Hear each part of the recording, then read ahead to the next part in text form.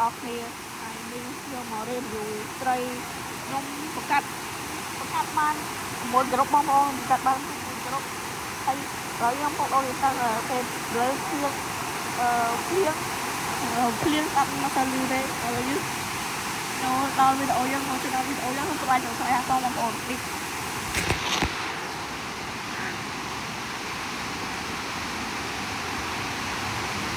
គឺវា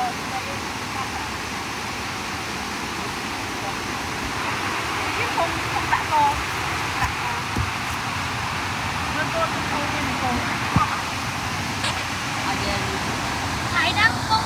មានកូនហើយកូនឡើងកូនបងប្អូនកូនណាស់កូនមកពាន់មកបងហើយទៅកូនណាប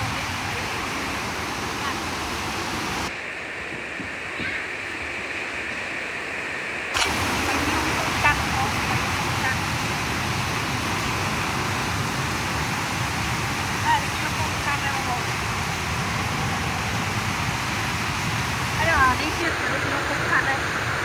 គាត់ដល់មានមកទៅបងវិញនេះតែគឺយកមកខាត់ដែរខាត់វិញណាបងប្អូន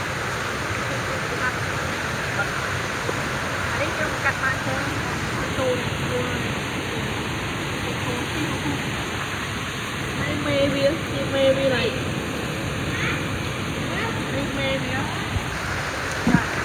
ហើយបើអានេះវិញតែវិញខ្ញុំកាត់បានកូនក្នុងវាពងបងកាត់បានពងតែវាអត់ញាស់ចុះញាស់ទៅបើខ្ញុំធ្វើបានបើនេះទេញាស់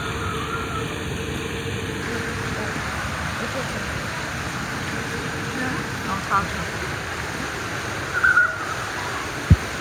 ហើយយើងបងឡែកត្រីដាក់ឡែកវិញ